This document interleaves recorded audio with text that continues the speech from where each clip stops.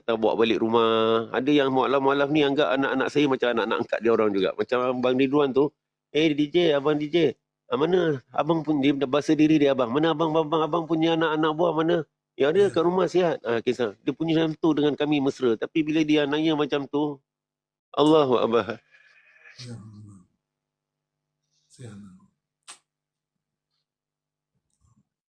Saya rasa satu, tak tahulah nak cakap macam mana. Betul. Rahman ni dia tak sihat. Dia ada brain injury. Dia pernah kemalangan kereta. So dia ada sakit. Menantu saya pun kenal dia. Ada brother-brother Puncak Alam pun pernah pukul dia. Telefon, abang saya kena pukul abang. Saya kena pukul. Saya datang, kenapa kau pukul dia? Saya kata, dia baru masuk Islam. Kita tak boleh pukul dia. Kita kena tunjuk akhlak.